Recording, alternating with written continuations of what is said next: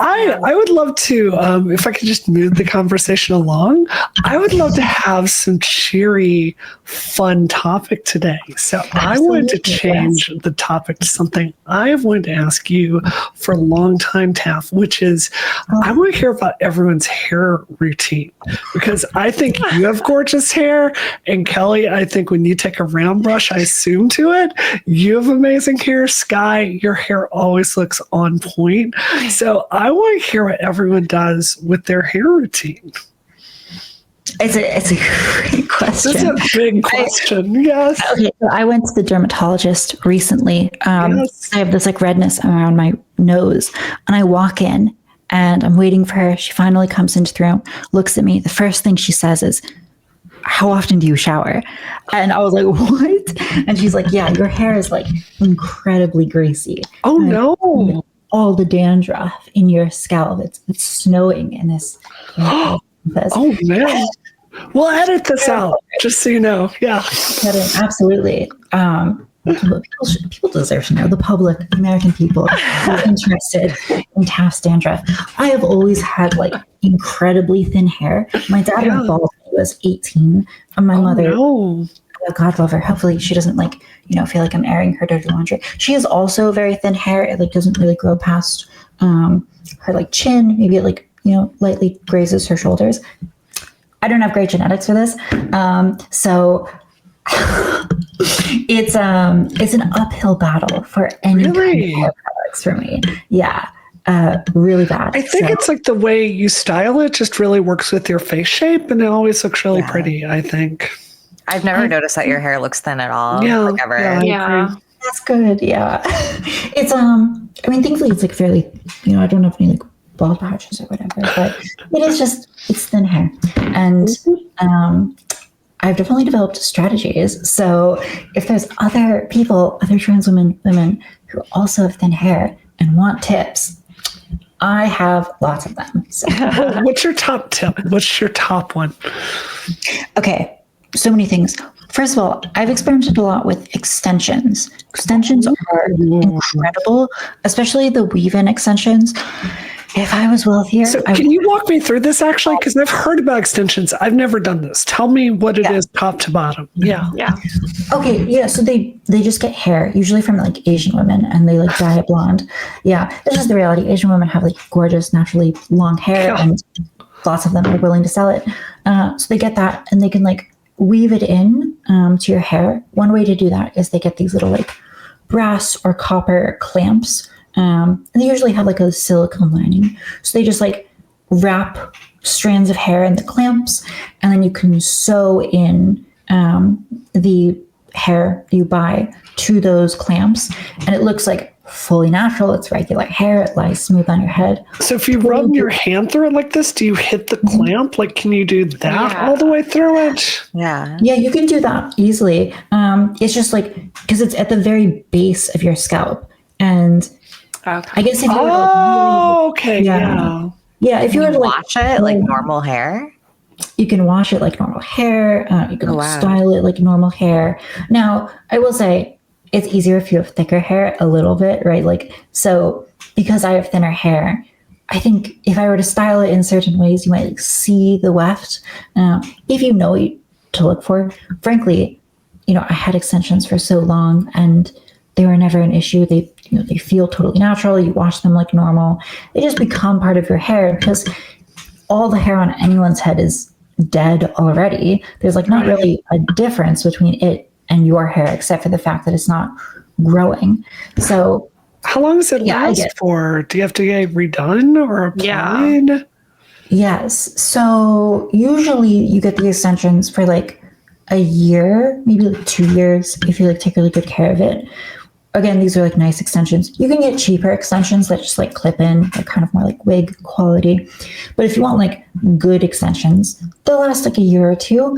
And usually you get them moved up every 6 to 8 weeks. So your hair grows and you'll get like an inch or so of like your natural hair growing out. And so it'll move down. That can like look slightly bad. It can get like tangled. So they just like, they go in, and I've had this done multiple ways. Sometimes with the clamps, they can just push them up. It takes like 15 minutes and you're like done. you go in the next, couple months. Sometimes they take them all out. I will say tape-ins, this is totally like TAF autism, extension hour. Tape-ins like really messed up my hair. So I definitely recommend the weave, the tie-in. But yeah, if I was richer, I would have extensions in forever. Really? Yes. Okay. So gender affirming care, I have lots of criticism, but when I put in extensions and I look into the mirror every morning, I feel beautiful and I feel good about myself, and I'm just in a more positive mood. And I feel like I don't need to wear makeup because, I just have this like part of me that just like, I feel really, really proud of and feel really nice about. Yeah. So yeah, it's like, I like have justified it to myself in that way where it's like, it is a form of kind of like gender affirming care for me that really works. Now, unfortunately, they are quite expensive if you want them to be nice. How much? Yeah. $1,000? Those appointments too. I'm sure it costs a lot. Yeah. Oh, I think the place that I was going to last, it was like $400 every 2 months. That's nothing. That's fine. Okay. I don't know if I'd say nothing. But Okay. It's definitely not nothing. That's doable. That's doable. Yeah. Well, again, Because I want like more volume here. Because I think like it's not that like I have very, very thick hair, but when I can attack a round brush and get like a lot of volume here, that's when I think you've got that like, 60s gorgeous hair. I think the problem is it feels too flat. Yeah. yeah, I mean, what do you guys want your hair to look like? Like, this is sort of undergirding the whole discussion because I like lots of volume. I do too. I do too. Yeah. Really? Because yours is so straight. Yeah. No, I know. Well, that's because that's just easy. That's like low maintenance. It's just like have it colored and straight. That's my thing is like, I like to get a balayage every like at least once a year, maybe twice a year. What's that? Yeah. It's like painted. It's a little different than highlights because highlights are like from the root. But with balayage, they'll just paint the color onto your hair. So it's like a little bit more natural looking. It grows out better. That's why you see it like, if you look at mine, it's like kind of darker up towards the top, but then it gets lighter. Yeah. And it's just because it's easier to grow into, and it's like, it's just easier to not have to worry about upkeep. Whereas like highlights, you would notice it very stark when it starts growing out, where it like starts and stops from the root. Yeah. So like I'm low maintenance when it comes to volume because honestly, like to get the volume, you would need to use a lot of hairspray and probably a lot of curling, a lot of product, like all of those things. And it's just like, I don't know. I want to put like minimal effort into my hair routine. So I usually just like, I do like the basics to wash it, put in some like conditioner, and then I'll like straighten it a little bit. And that's just like my go-to too, is because I never had to like feel like I was styling it for it to look good. I just like wake up and brush it, and I was like, this looks amazing. Right? So exactly. I'm also like, I was paying to like never have to style effectively. Wow. What about you, Kelly? What do you do? Yeah. I spent like a decade growing out my hair, so I don't really tend to use hot tools on it so much. I didn't for like the longest time. Oh, I hate hot tools. Yeah. I just do like, I use Tresemme, even though everyone says not to use that. I use like the moisturizing shampoo and conditioner. But then my secret is I always finish with like the purple Hask packet, which is like, it's like a moisturizing mask for your hair. And I've been using it for years. And I just, after I condition, every time I wash my hair, I leave it in there for like 10 minutes and I'll like shave my legs. And it just makes my hair come out so soft. And I do this like every other day. And then recently I used to just let it air dry for like years. But then the past like year and a half, I got the Dyson Air Straight. I love it. I love it. The air wrap. This is the greatest invention ever created. I bought the air wrap because I convinced myself I was going to teach myself how to curl my hair, and I literally just bought it and I haven't touched it once. Oh, girl, I will day. blow up your phone with tips for it. It's the greatest thing ever made. So I Okay, would wait, love so what to, makes it so I good? don't know how to curl. Yeah, Okay. what makes it so Okay, good? so with my hair, I have like, I don't know, when y'all get in the shower, do you just like blow dry it and go? Because if I do that, mine just ends up like this frizzy, stringy, messy thing. So like I have to wash my hair like strategically every 2 or 3 days because it does take me then like 30 or 40 minutes to get it looking professional enough to like do meetings and stuff like that. So the thing that the Dyson Airwrap I love is the air straightener is great to just like get it straight so you can then put product in it in a way. But the Dyson Airwrap is such a brilliant point to like start to understand how to style your hair because it's so hard to like get a round brush and like get volume with your roots. And the Dyson Airwrap will give you a decent result even like with no skill whatsoever. Like it's just like let it suck it up like hot and then cold blast it and you can get great results from that. That's literally what I did with mine today because I haven't washed it in 5 days and I needed to look good before the show. So it is a miracle tool. If you're a professional woman, you should 100% have a Dyson Airwrap. It is just brilliant. And it's less damaging too because It it's is. not using like hot heat. Never. But it's not like a metal. Yeah, never use a heating iron. I literally threw mine away after that. Yeah, So I does the haven't ball used just mine. have curls? That's like the advantage. Yeah. Well, it's so there are a bunch of different attachments for it. Like there's a round brush attachment. So if you're trying to like lift up your roots, you can put like volumizing mousse there and then use the round brush and then get a lot of volume that way. There's another attachment that like it's this coriander effect. So it will like suck it up there and hold it there and then you'll get a curl from it. So if you see this like gentle curl that's falling, that's just literally from 5 minutes with the Dyson. If you're like doing a television hit, it's got a flyaway attachment so you can like use smoothing spray on it and it will go through and like blow all your loose ends straight. And there's a blow dryer attachment too. So if you're like traveling, you don't want to pack a separate blow dryer as good as the Dyson Supersonic is. I usually don't travel with that because the blow dryer attachment with the Airwrap is really good. The trick is to really find product that you like. The Dyson product is pretty good. I like it. It's super expensive. Dry Bar, their entire series for a blowout, that's really good. But you can get a lot of like really good stuff with just the chi oil that you can find at any CVS if you're really light on it. Interesting. I'm sorry, I'm so geeky about this. Yes. No, it's fine. I mean, I love it. Yeah. Yeah. I think the hair science is fascinating. So Yeah. What do y'all use for product? I just use the Olaplex heat protectant. I think it's like number 30 something. Yeah. I just use heat protectant. I don't do hairspray or anything. Really? Yeah. What about y'all? Yeah. Now I use just Head and Shoulders, and then the conditioner is the it's like oh god, it's slipping me. I don't have the brand, but it's really great. I love it.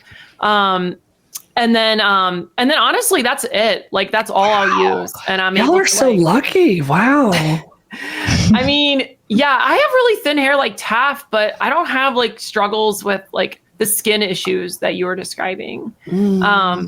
So like, I don't know. But for me, like the problem I always run into is that my hair gets super greasy if I don't wash it like frequently enough. So I shower. I mean, I shower every day, but I wash my hair every other day. Yeah. To like keep it like, volume. So, or else it looks bad. So I don't know. I'm off to try the Dyson. What was that device called that you were talking The about? Dyson Airwrap. That is amazing. Oh my God. Okay. I need to check that out. It sounds like really great. I have You two use of your them. straightener though. The air straight is great because The if air you straight are is really straightening your good. hair with a regular straightener, that's causing so much damage that like the air straight could like 100%. prevent. Yes. Okay. Yeah. Be really, I am so suspicious of heating irons. I think they're so bad for your hair. I do like the air straight quite a bit. Okay. Air straight. I'll check it out. I mean, I've always used just a traditional like straight hair heater, like where it like clamps down and you just, run over your hair. I never do it wet though, because I know like that is like really damaging. So I always like wait for it to dry and then I'll use it. Well, that's what's so great about the wraps is you can do it while your hair is like just when you get out of the shower, when it's like kind of halfway dry. It's like actually it works better, and it's like it makes it so your hair can dry like faster, so you're not like waiting for it to dry before you use the tool. But it's not as hot. Like that's It does not damage it at all. It does. It's almost like having your hair wet makes it so it works better, and it doesn't have to be as hot. I mean, it should be like halfway dry. So I do like a half dry before I do the air wrap. So it should be like kind of that stage. Okay. But that's like when you're doing it the next day, if you can get like a little wet with some product and work it through it, that will really work well too. The problem I have is like all the product like really weighs, because my hair is so thick, it's so hard to get volume. So like I have to be so judicious about how much product I use, because it'll just weigh it down and then I'll have no volume through here. Yeah. Interesting. I find that there's so many hair myths. It's very hard to sort through them. Like, I don't know if you've heard about like the rosemary oil thing. No, like, what is this? Okay, it's like a very common tip that people will give, which is like add rosemary oil to your scalp to like make your hair grow faster and thicker. I think really it's supposed to extend the window during which your hair is growing, so that like more at any given time there's more hairs on your head, because it takes longer for them to fall out. But it's based on like this really like shoddy science, this paper that like has all of these sort of like obvious errors. So like there's text that's like duplicated in places that shouldn't be, and basically it seems like there's maybe like a paper mill or something, but it gets repeated all the time along with like dozens of other things that people will say, which like just, don't make sense, right? Like the idea that like water damages your hair, like not really good evidence for that. And also hair product companies are like so kind of semi. Yes. I went to this like salon the other day. They were having a drag show, which is like, I don't know, another story in of itself. But they're having a drag show / party / sale for their products. I went there and I got some things, but like, I really feel like I was going out on a limb. Like I was researching active ingredients and like trying to find like real evidence for their effectiveness. And I just like could find nothing. And it's so different from like skincare, where it's like, you can get a retinol, you can get like a moisturizer, niacinamide, vitamin C. There's like great evidence for these things. Hair care, it's like, take this plant from like India and like, what do I do with that? So yeah. I just want more hair on my head. Okay. I'm going to go get extensions. I love this idea. How often do y'all go and get a blowout? Because when I do a big TV hit, my favorite thing is going and getting a blowout. That's like, and I tried to explain this to my husband one time and he's like, wait, so you pay someone to wash your hair for you? And I'm like, Frank, it's so much more complicated than that. I don't think I've never done it. You've never gotten a blowout, Kelly? No. Oh my God. You're missing out. Kidnap you. I'm going to bring you to, No, they're really fun. Yeah. What does it look like? Like, I don't really even know. So they basically, you go there and they wash your hair and they style it for you. And it like really, really looks good. Like, because it's just easier to do it if you're on the outside. So, and the cool thing is because it's done so professionally, it will last 2 or 3 days. It's just, it's only like $60 or $70, like even at the highest tier. So it's not like a crazy luxury, but sure is, it's amazing. Oh, I should try it before like an event or something then. Yeah, you should. Yeah. I first had a blowout after my first balayage, and I was in love with my hair. I was obsessed. Yes. And I was just taking so many selfies. Like, I couldn't get enough of it. I wanted it to last forever. But I was like, okay, I see. There's like all these steps and processes that go into it. And that's why they like charge you so much when you go to do it. But it's fun to do. Definitely do it as like a birthday treat or something. Yes. It's great. Again, what is so cool today is there's so many YouTube channels that will just teach you how to do all this stuff. Like there's this one, I'll put her in the show notes, but like this woman that does like whatever hair product you have, like a Dyson, and she will walk you through how to give yourself like a professional blowout. And one of the biggest tips I found is like the sectioning, because this top up here, you want to section that, and then you get the ends and you section it there. So this is down, and then you go piece by piece through your hair with clips, and like you're really focused on the roots. Like there's so many like techniques to teach you how to do that stuff these days. Like it's a miracle. It's fantastic. Yeah. I wish I was talented enough because like I can't even follow like a basic hair curling tutorial. So I doubt I'd be able to like do a blowout. Yeah, I also they make it look so easy. Yeah. Oh, go ahead. Well, it's like, it's this thing where like you can go online and find makeup tutorials. Yes. And they're all done by like the most beautiful women on earth. I know. Like, okay, of course makeup looks good on you. Like, yeah, you did like an eyeliner thing, but you're a model. So like, is this going to be applicable to me? Usually not. And I feel the same way with hairstyles, where like I can look online and someone has like a beautiful like braid in their hair. I would love to do that. I know that if I have a braid in my hair, it's going to be like this long, and that's going to be half the hair on my head, or not this long, this thick, and it's going to be like this long, and it's going to be all my hair. So I just feel like so like I've never gotten into doing hair because I realized like pretty much anything I do, it's like, ugh, whatever, it's fine. So yeah. I find this problem with makeup tutorials too, because it's always done by, exactly like you said, models that are in their 20s with perfect skin. Yeah. And it's like, I want to see a makeup tutorial by someone in her 40s with like decent skin, right? Like, how do you do these eyeliner tricks when you've got all the fine lines around the edges of your eyes? It just like, you can put a backpack on me, like Bane filled with Botox, and I'm still going to have those. No, Brie, you nailed it. Like, it's so true. Like it's funny, before I had FFS, I would watch all of these tutorials on how to do eyeliner for hooded eyes or hooded eyelids. And like, there's a couple of celebrities that have them, but like ultimately what I found is like, I just couldn't get it to look good. Oh. Like I would put it on and it would be fine, but it would smudge because I would blink, and like I had all these problems. And then I got FFS and all the problems went away. And I was like, oh, wow. Yeah, so much of it has to do with just like where you're starting from. Like you were saying, if your skin is good and it's like tight and there's not all these wrinkles and everything, it's just not as hard. It's what are you doing with my eyes today? That looks so good, Sky. Color. Yeah. I do the same thing every time. Like I have the same go-to regimen where I use the Maybelline liquid metallic eyeliner. I love it so much. Like it dries pretty quickly, and like I just put it on. Like, I don't know. It's just easy for me to do it. Do you blend the colors? Is it just one color there? Oh yeah. When it comes to the eyeshadow, I use ColourPop. I don't know if you all know. I don't know this. Yeah. I love them. I think they're awesome. But yeah, I start with a light layer, and then I do like a shimmer, and then I put more definition for like darker colors, and I just like do them to the contour of the like eye, and I just brush it out and I blend it, and then I do one final layer of eyeliner. And that's really all I have to do, and it pops out like this, and I'm like, all right, that's good enough for me. But there will be times where I'll do more blended, and I'll do like more of a smoky eye.